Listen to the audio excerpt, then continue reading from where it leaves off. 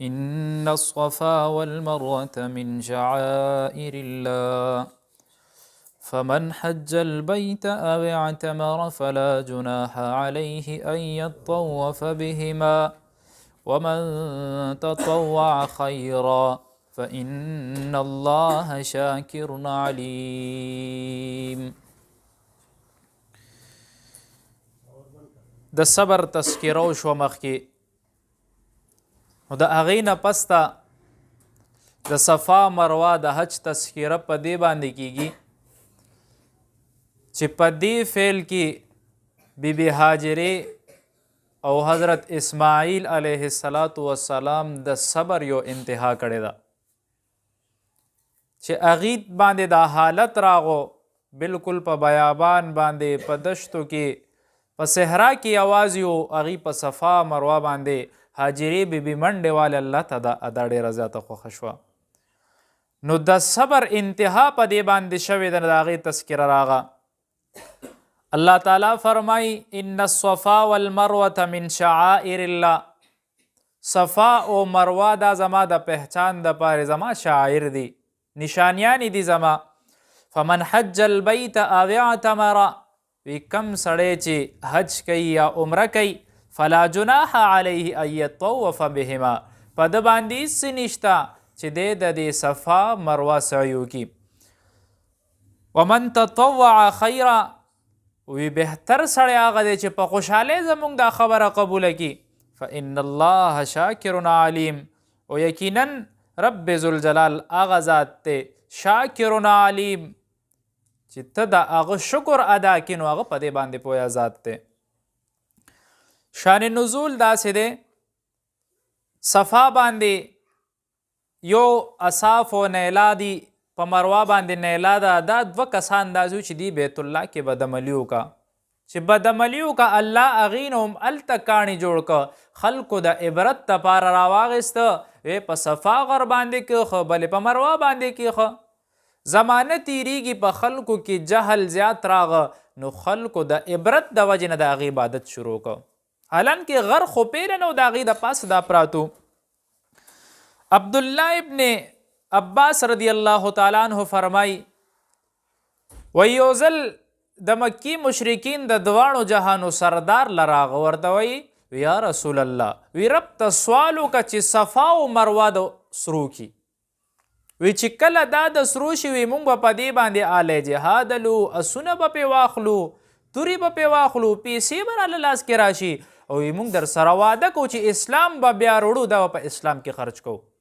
حضور پاک لاس اوچت کو، دی کې حضرت جبرائیل امین راځي، ورته یا رسول الله، وی رب ذوالجلال فرمایي چې دعا خو به دې قبوله کم، خو که چېرته دې خلکو ایمان نه وړېده، یقینو کوي داسې عذاب به پرې راځي چې په مخ د ځمکه او په چا دا عذاب نه راغلی.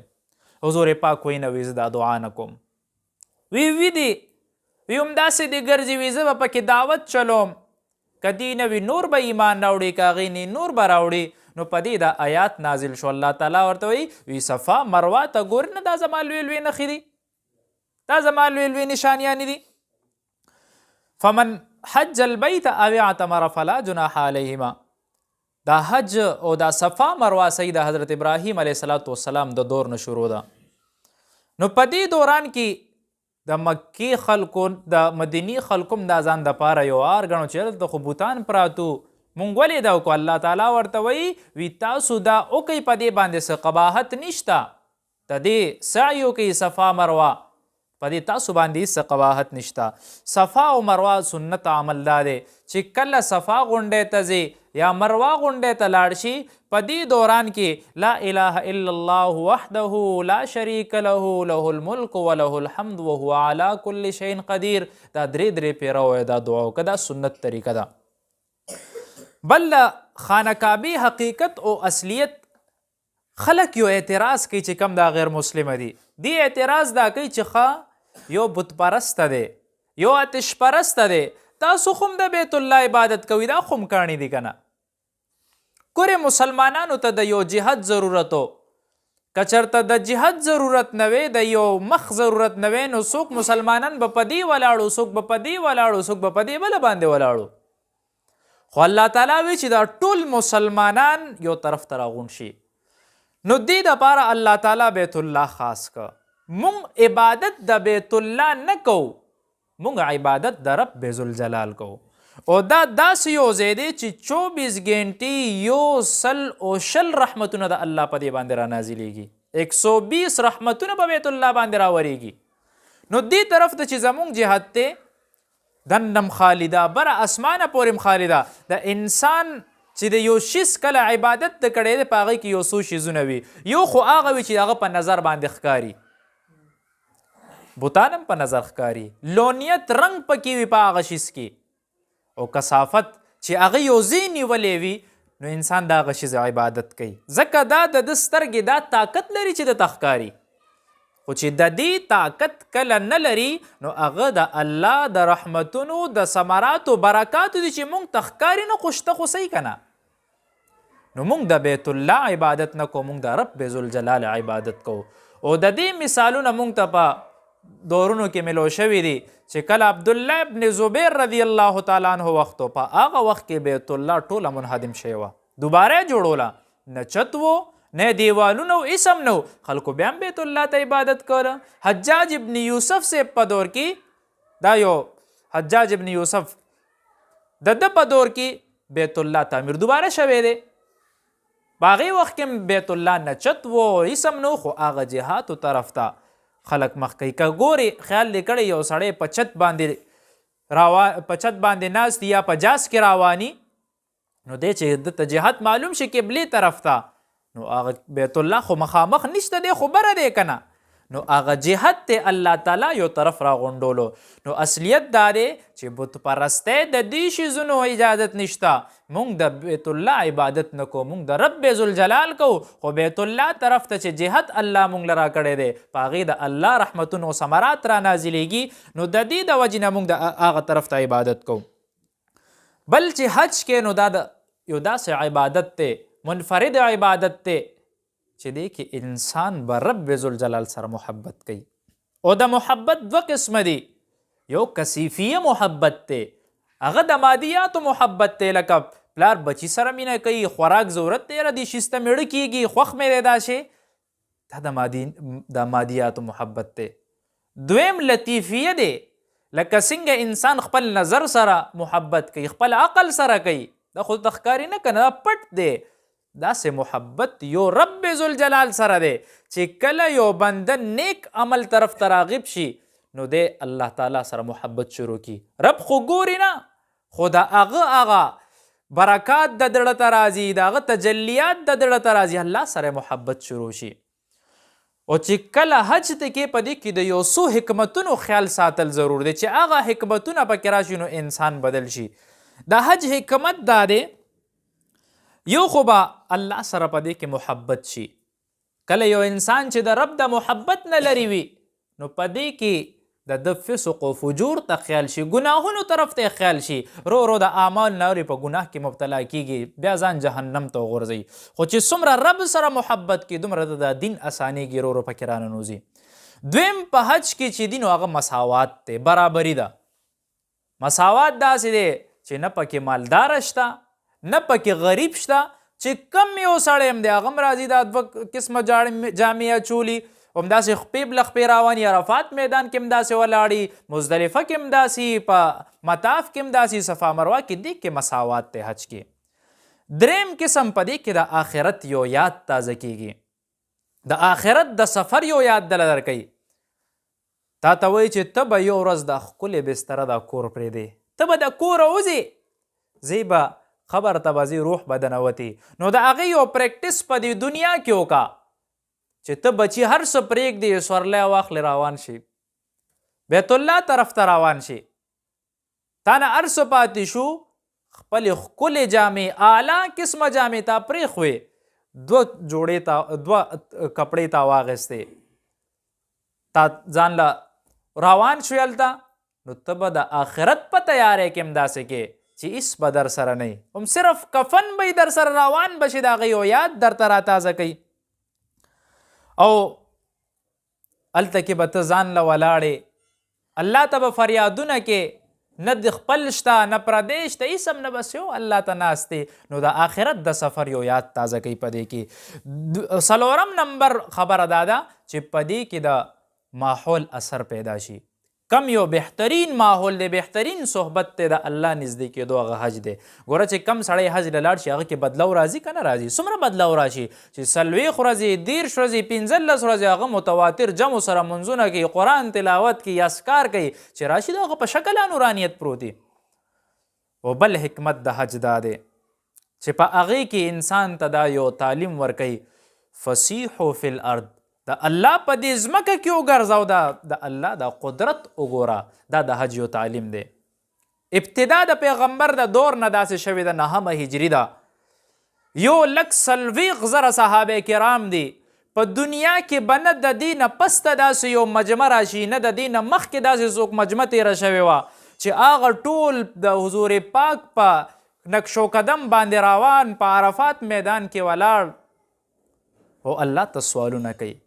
داسې یو مجمع، داسې یو دعا، داسې یو لاسونه په ژوند کې به رانشي او نه چېرته مخکې راغلي. هغه یو مجلس دی چې قیادت د دواړو جهانو سردار کوي او صحابه ولاړ دي، فریادونه کوي، الله ته جاړي، سوالونه کوي، دعاګانې کوي، په یو میدان کې جمع شوي دي. په دې وخت کې حضور پاک به چې کومه خبره د خولې نه ویستدلو، سپیکرو سیسټم نو، الله تعالی به د صحابه کرام وړو ته رسوله. حضور پاک وایي الیوم اکملت لکم دینکم، نن مې درته دین پوره کو. صحابه خوشحاله شو. حضرت عمر رضی الله تعالی عنه په جړه کېږي، قربان د حضرت عمر صاحب د فقاهت نه تپوس کېږي. ولې؟ وی په دې کې ډېر لوی پیغام دی. هغه پیغام دا دی چې موږ ته به هر ټیم څه نوې خبر د حکم مطابق راتله، چې کله دا خبره رو رسېده مطلب دا چې حضور پاک روان دی، چې دین مکمل شو. عمر صاحب جاړي. جابر رضی الله تعالی عنه وی یو 80 ورځې پس د دې نه حضور پاک بیا رحلت کو دنیا نه لاړ. نو دا هغه یو مجمع وه چې حضور پاک د هغې افتتاح وکړه. یو ځل روایت کې راځي جابر رضی الله تعالی عنه عمر صاحب سره مونږ حج کولو، وی چې حجر اسود ته مخامخ شو حضرت عمر صاحب وی ته صرف کاڼې ښکلوم دې ځکه چې زما د پیغمبر سنت دی او نه چاله فایده ورکولی شي، نه چاله نقصان ورکولی شي. په دې کې یو تعلیم د هغه خلکو دپاره هم دی چې ته لاړ شي د دې باباګانو قبرونو ته سجدې کې، د هغې کاڼې په ځان باندې مږي. یو پیغام دی درته، حجر اسود نه ښه کاڼې شته، حالانکې د جنت کاڼې دی او دلته کې پته نشته څوک به پراتي، په ځان یې مږي، سر به ملته لګوي، تندې به هم لګوي، ښکلۍ به هم. عجیبه ماحول شروع دی. رب سره د شرک یو قسم دی، که شرک نم کې بوی خو ته د شرک راځي که نه، که یو عام سړی په لاره باندې روان یي هغه به دا ګوري چې یاره دا خلک په دې ګندګۍ کې مبتلا دي. یو جلیل القدر صحابي دی حکیم ابن حسام رضی الله تعالی عنه، د ډېر زیات مالدارو، د حج په سفر باندې روان دی. د حج سفر باندې 100 اوښان دي، د سره 100 غلامان دي. 100 اوښان نه هر که د الله په لار کې، 100 غلامان آزاد که او جاړې وی الله وی اس را سره نشته، وی څنګه مې دا غلامان آزاد کوي، دا شانتي ما د جهنم نه آزاد کی. ټول صحابه جاړي او وی الله مونږ سره خو غلامان هم نشته، وی د کرم معاملې را سره وکړي. تاسو سوچو کې مونږ دې دپاره حرمینو ته ځو؟ نه، مونږ خو نن سبا چې حرم ته ځو نه مونږ وایو چې هلته خلکو ته لایو ویډیوګانې ولګو، خلک مخامخ وګوري چې یاره وګوره زه بیت الله ته ولاړ یم، تشه ریاکاري م کول، هغه د رب را باندې بیت الله بند که. حج له چې لاړ شو سهولتونه ښه زیات دي، ښه تکاوټ دی په هغې سهولتونو کې، دومره دغه نشته. خوراکونه په خوراکونو خلک ځانونه هلته مړه کي.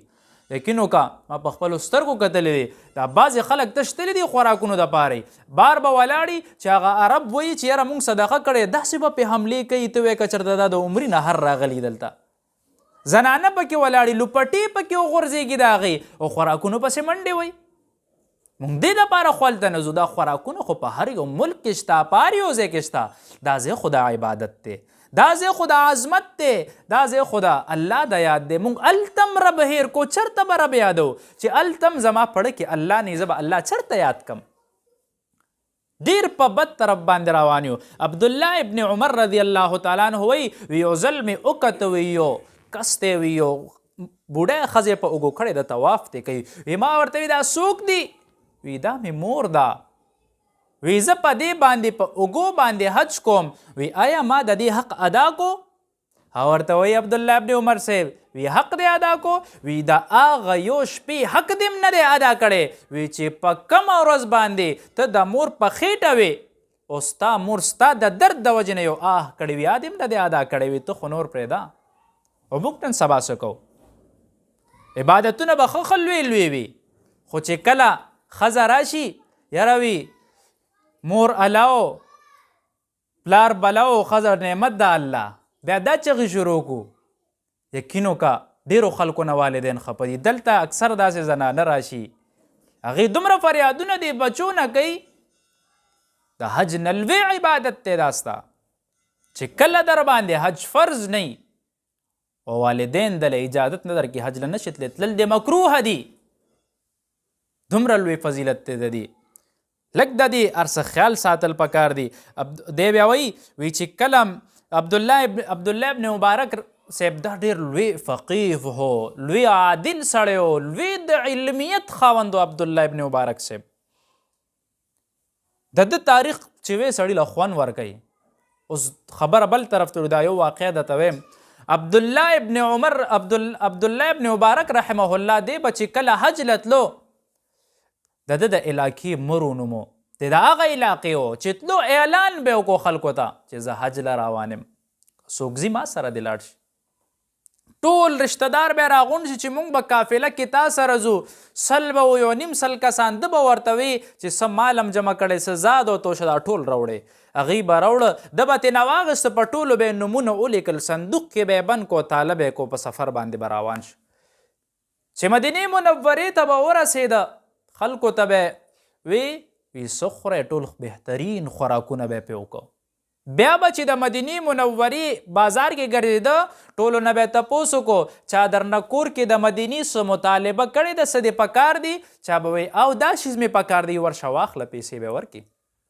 بیا به راغه مکې مکرمې ته مکه مکرمه کې به چې کله دا معاملات وشو وی د چا څه پکار دي چا نه څه غوښتې دي کور کې چا به وایي او غوښتې دي وی واخلې ځان له خوراکونه هر څه دی به چې کله ننوته نو چې کله به زمزم اوبه څښلې وی الله وی زمزم اوبه دې دپاره څښم ستا پیغمبر وی په دې کې شفا ده او څه دپاره څښي هغه الله تعالی هغه دعا قبلوي وی الله وی زه دې دپاره څښم چې د محشر په ورځ باندې په ما باندې تنده رانشي د محشر دروازې دومره سختې به الله چې هغه تندې نه مې پې وساتې او جړل فریادونه به یې کول الله ته بیا به چې کله واپس راغه خپل ځای ته نو چې دی به راتلو وي ټولو له به یې کورونه چونک دروازې به یې وله رنګ کې چې کم حجیان به ورسره تلي وو 3 ورځې پس به چې د هغې ستړیوالې ووتو ټول به یې راغوښته دعوت به یې وله وکړه ټولو له به یې ښایسته روټیګانې ورکړي او اخره کې به یې صندوق کلو کو وی پلانې څوک دی وي د خپلې پیسې دی واپس واله بل ته وي د خپلې پیسې دی ته واله ټولو له به یې ورکړي وي د ټولو حج زما طرف نه